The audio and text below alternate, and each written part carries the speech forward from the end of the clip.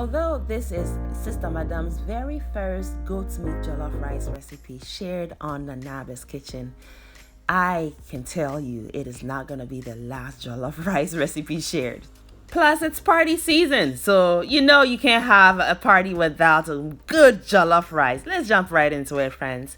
We're going to need to prepare a green marinade starting with some garlic, ginger, jalapeno chilies, and you can substitute this with any chilies you like to cook with. And for the herbs, I have good old fresh rosemary, and you can use dry if that's what you have. I also have some thyme, and these two work with gamey meats, and we all know goats has got that game.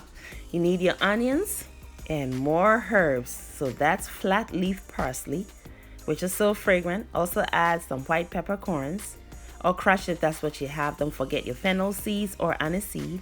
I also have a bouillon cube. This is homemade, plus some salt to make it a real marinade. Also add just a tad bit of water so that you can blend this into a very smooth puree. Goat, as we know it, has game, and that game we are going to tame today. This green marinade has all the components needed to do exactly so. It's going to tame it in a good way though. So it's not going to take its character away or kind of dim its light. No, the light is still gonna shine, honey. Yes, in the end, the goat meat flavor is gonna come all the way through in a cleverly tamed, mellow kind of way. The next ingredient we're going to add is curry powder. This is my homemade version, but you can use any kind you have on hand.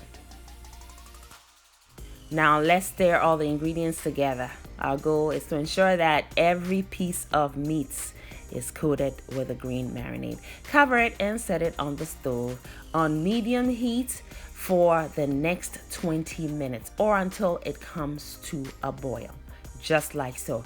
At this point, what has happened is this lovely marinade has seeped into the meat and the bone of the goat meat. Now we need to tenderize it, and we're going to need some moisture to do so. So I rinsed the blender with a cup and a half of water and added it. You also need to turn the heat down to the lowest setting and cook for the next hour, because goat meat is tough, yet giving, loving, and generous in its great flavors. Reminds me of Sister Madame, metaphorically speaking. But no nonsense as well, because Sister Madame is my alter ego, and when I'm wearing that persona, don't mess with me.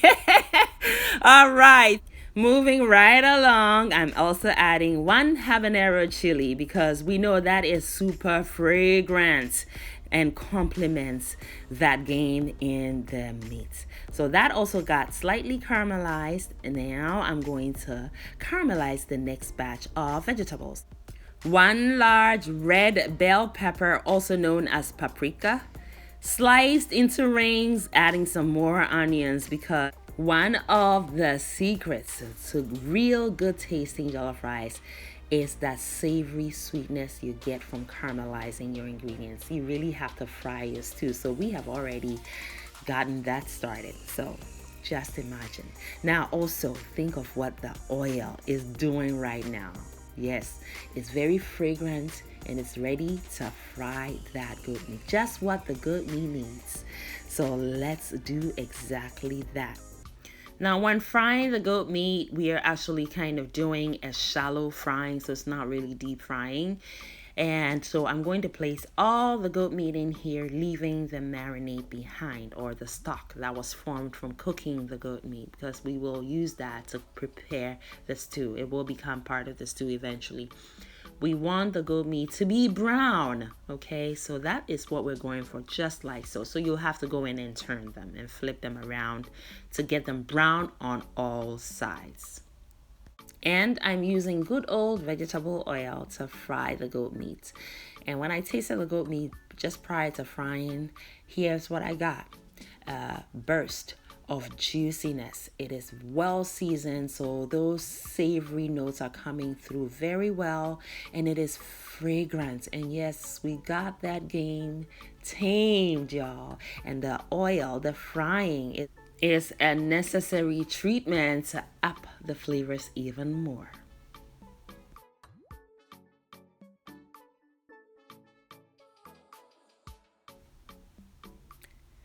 Meat is done frying. The color is just perfect. More onions in the oil. We're going to start cooking the stew. And yes, you can never go wrong with lots of onions in your jollof stew. Now I'm going to cook the onions until they become translucent, and then I will add my tomato paste, and I will fry those also until the color changes from this reddish kind of ruby color to more like a brownish burgundy color, just as you see here. It's perfectly fried. So here we're going to add the rest of our aromatics. So I have some cardamom pods. If you have this, please use it. Some dry thyme goes in, some smoked paprika, and also curry powder. Now we're going to stir these in to bloom their flavors even more. And the cardamom pods, friends, if you don't use it in your cooking, please start using it, especially in your stews. It makes it all pop so beautifully. Now, my tomatoes, I have left them nice and fresh and quartered them and pour them into the blender. I'm going to blend them with all my caramelized vegetables.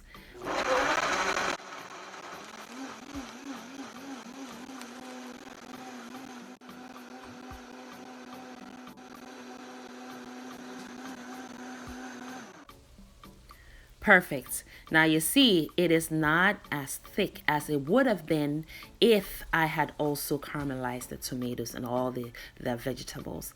And we need moisture to fry the stew perfectly, right? So I've also rinsed my blender and added that water and added that green marinade you're looking at. Is actually the broth from cooking the goat meat. So all of that goes in. So there's just enough moisture in here, and we're going to fry this down until it is concentrated in flavor and texture. That is how you want your jollof stew to be: concentrated in texture and concentrated also in flavor. You want to do that on low, medium heat and cover the pot because it's going to start splattering now, but don't cover it all the way. You want to vent it so that way it actually fries. We are currently 25 minutes into frying the stew, and yes, the oil is starting to resurface, so it is frying perfectly. See that? Yeah, I cooked an extra 5 minutes with the lid completely off because the moisture in there had fried out, so it stopped splattering. And I did taste just now and I realized that I need a little more seasoning, so I'm adding one of my homemade bouillon cubes. Chicken bouillon will be perfect in here, so if that's what you have, kindly throw some of that in there, okay? Because when we add the rice, it's going to dilute the seasoning, so you want to taste as you go. You want your jollof rice to be well seasoned perfectly, actually. Now, I am going to remove some of this oil because quite frankly, we don't need the oil to cook the jollof rice ultimately. All right, so remove as much of the oil as you can. And also set some of the stew aside. I like to do this just because I will be preparing some vegetables that I will be incorporating in the end. And the stew is like a seasoning. So I will be using it as a seasoning for our vegetables because we all know vegetables could use seasoning too, right? Now, washing your rice, the key is to make sure that that water is beautifully clear because there are starches. The reason that the water is initially cloudy is all from all that loose starch hanging around in the rice, and that is what causes rice to become mushy when it's cooked. So when you wash your rice till the water turns clear, there is a science behind it, y'all.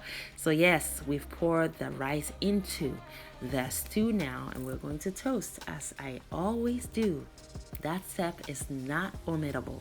You want to toast it, so you want to stir constantly, still on medium heat, until you feel the moisture dried out. And then you go in with water or broth. Now this stew here is so loaded with flavor, y'all. I don't even need to add broth.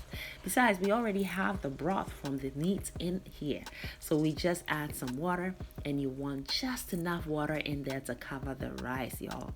Do not add too much water right now, because you can always go in and sprinkle some more moisture on the rice if it's too crunchy as you cook with steam.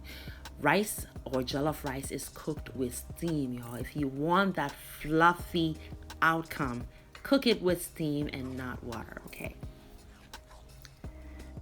And just before we start cooking the jollof rice by trapping the steam, taste, because you have added the water. And I needed a little more salt, so I added it. And now it is on low heat for 20 minutes. Go and take the lid off and start stirring the rice, all right? See how compact it was before? You want to now loosen the rice, because steam is still generating, and the steam needs to go through the rice grains to soften them, take them from that crunchy state to cooked through, so there is no crunchiness going on. Now I'm bringing some fats to moisten things up and also bring some more flavor, and that's ghee, also known as clarified butter. So the cream in the butter has been cooked out, and that turns the butter into ghee.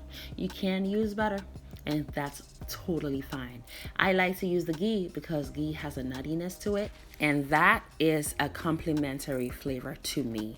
Now we're trapping the steam using our parchment paper. You can use your foil or banana leaves or even a kitchen towel, and place the lid on as well, and turn the heat all the way down to the lowest setting and cook undisturbed for the next 30 minutes. Now here I'm going to prepare my vegetables. So a little bit of the oil I decanted from the stew has been poured into the wok, and here I have some green bell peppers, red bell peppers, also some jalapeños, which I have julienne, and also some tomatoes. Toss them in the oil to evenly coat the vegetables with the oil, and then go in with your seasoning of choice, all-purpose seasoning.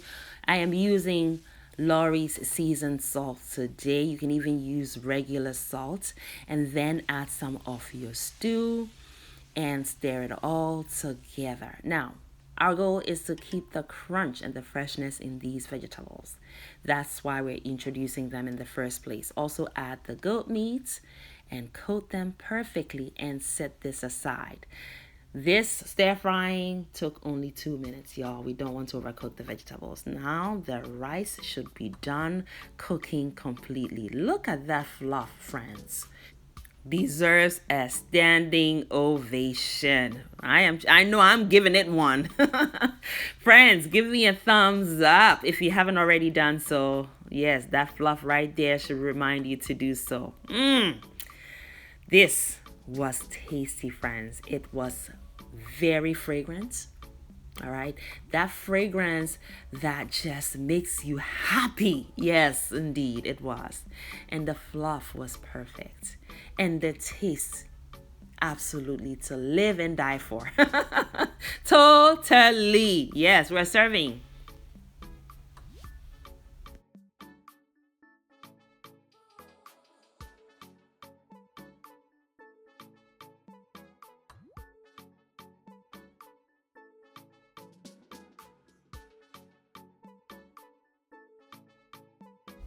How beautiful is that? The jollof has been loosely filled into my serving vessel, and I'm placing that goat meat in there. Look at that goat meat. Friends, this was so good. Oh, it was so good. You must try this recipe. It is going to be a great conversation starter. I have some parsley to freshen everything up. Fresh parsley absolutely does so for you. Yes, sprinkle a little bit of that on for great presentation and freshen those flavors and aromas up. And there you have it. I hope you are inspired to try this recipe. Make it a great day and have fun, especially in that kitchen. Thank you, beautiful person, for watching the video all the way to the end. Kindly leave me a comment and subscribe down below, and don't forget to share the video as well. Also, watch more videos. It is chop time, and here in Anaba's kitchen, chop time is always yes, friends. So pull up a chair. We are all friends and family here.